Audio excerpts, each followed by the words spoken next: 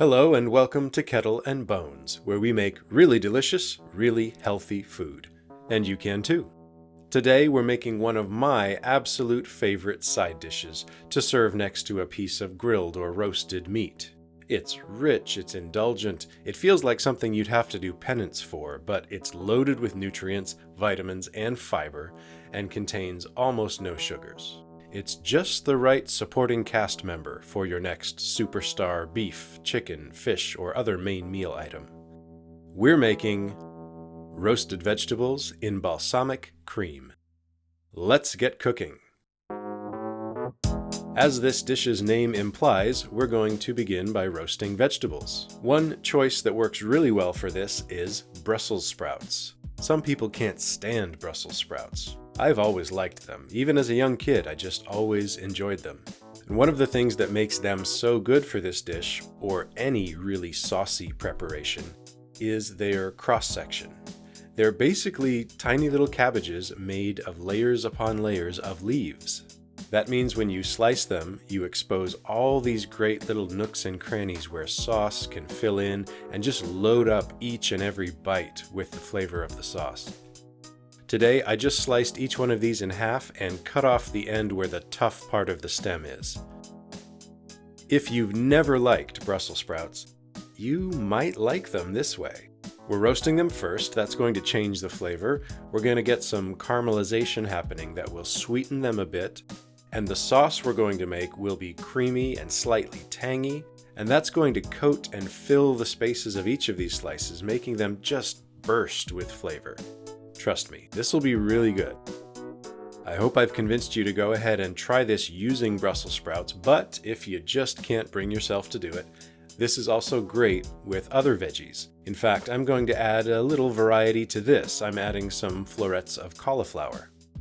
You could use all kinds of different veggies here though. Broccoli, radish, turnip, squash, as long as it's a lower carb variety of squash. Just stay away from anything that gets too mushy when it's roasted. Mushy is not the desired texture for this dish. And we're going to just follow standard vegetable roasting guidelines. Let's drizzle on some olive oil,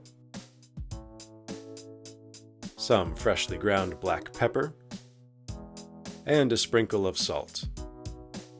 Give that a stir. And this is ready to go into a 375-degree oven for a total of about 45 minutes. And we're going to stir this again when it's about halfway done. While our veggies are roasting contentedly, let's prepare some of our other ingredients. I'm imagining the finished dish as I imagine many of the meals I make, with bacon on it. I'm going to use my large cast iron skillet as well because this is actually going to be the pan that everything will be combined in at the end, so I need something large enough to accommodate all our roasted veggies and the sauce. For the size of our finished dish, I think 4 good strips of bacon will be enough. I'll be crumbling these up to sprinkle them on as a topping, so I'll cook these until they're very crispy. Tell you what, let's just enjoy this nice little moment with our bacon together, shall we?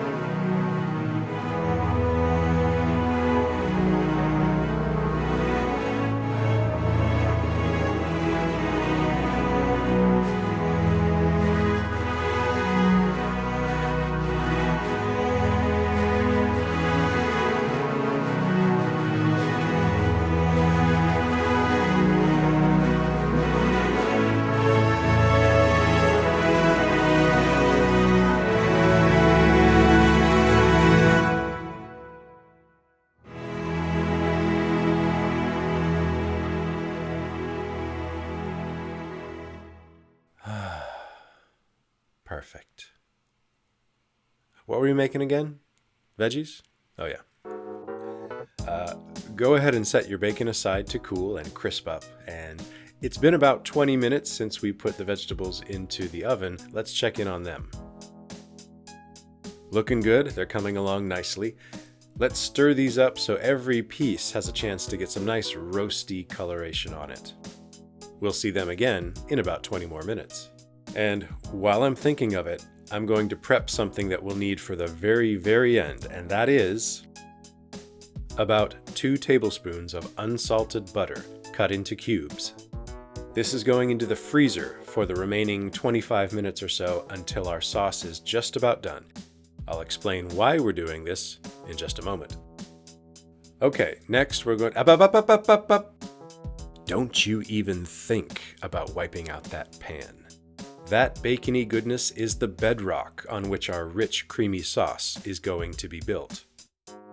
We're going to bring that back up to medium heat, and in goes 1 medium shallot, finely chopped. Shallots are a little less oniony than many other types of onion, and it's going to flavor our sauce just a little more subtly. I'm going to saute the shallots for about 5 minutes, and I'm just looking for them to get soft and start to become translucent. Next, we're adding in one of the key flavor bringers, a nice splash of balsamic vinegar. Make sure you're using a balsamic vinegar, not a balsamic reduction. A balsamic reduction will, by nature, contain a lot more sugar. Too much for this to be a low-carb dish. A straight-up low-sugar balsamic vinegar is what you're looking for. We're going to let that cook with the onions for just about 1 minute. Now we're going to add some of our quick and easy roasted garlic from Kettle and Bones Series 1, Episode 11. If you had put a whole head of garlic into your oven alongside the Brussels sprouts and cauliflower, it would be just about perfect by now. So if you didn't have roasted garlic when you started making this recipe, that's the time to do it. You could also use fresh garlic, finely chopped or pressed in a garlic press, but for this sauce, I like the more subtle, complex, and mellow flavor of roasted garlic. Crush the garlic in the pan and mix it in with the onion. Next, we're going to add some chicken stock. Chicken bouillon and water would also work here if that's what you have handy. Not too much, we pretty much just want to add enough to cover the onion and garlic mixture in the pan. We're also going to add approximately the same amount of heavy cream. Don't get too hung up worrying about specific measurements. We're going to cook this, as we do many of our dishes, by look, feel, and taste. It will come out right, because it will come out however you decide tastes good. We want to be on medium-low heat at this point so as to not have anything burn as it simmers, and this is going to simmer for about 7 to 10 minutes or so until it has thickened to the point that using a spoon or spatula, you can part the sauce and see the bottom of the pan for just a moment, like this. Once we reach that point, it's time for our next ingredient. Mushrooms. I have about a dozen or so cremini mushrooms here. I've cut the large ones into quarters, the medium ones into halves, and the smallest ones I have left whole.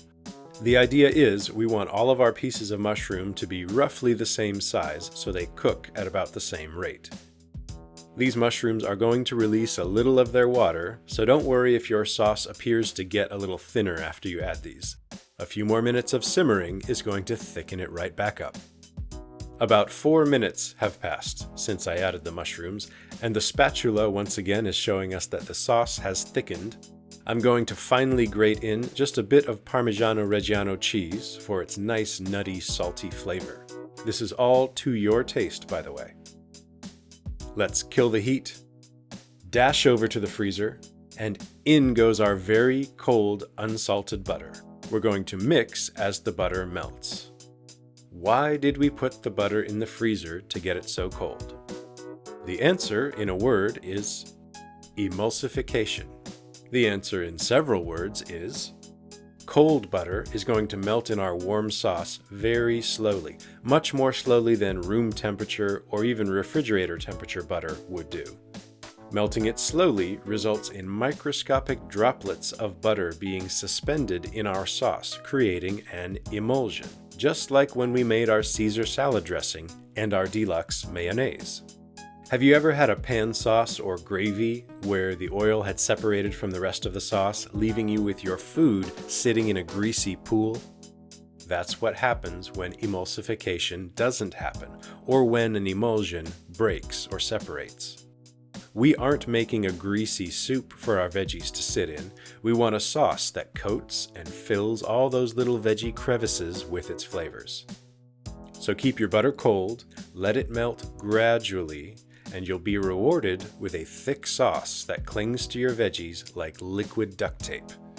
Speaking of our veggies, they should be just about done. Let's take a look. Looks good. I want these fork tender but nicely al dente, not overdone and mushy, especially the cauliflower. These have a nice browning happening to them. That means that some of the sugars they contain have caramelized, resulting in a slight shift of the flavor towards sweetness, and that's going to be just so nice with our creamy balsamic sauce. And in they go. I'm now going to gently turn these by the spoonful in the pan, coating them in our gloriously rich and creamy sauce. And this is ready to plate. Look at that. See how each piece has a nice coating of sauce on it? Even the relatively slick surface of the mushrooms has a nice sheen of creamy sauce clinging to it. Even in the sauce puddle at the base of our veggie pile, you can see that it is one uniform consistency. We don't have a greasy, disgusting mess on our plate. We have a creamy, tangy, savory confetti of perfectly tender vegetables in an expertly made sauce. Speaking of confetti, let's sprinkle this with some stuff. I'm topping this with a little more Parmigiano Reggiano. I'm using a vegetable peeler to whittle off nice, thinly shaved flakes.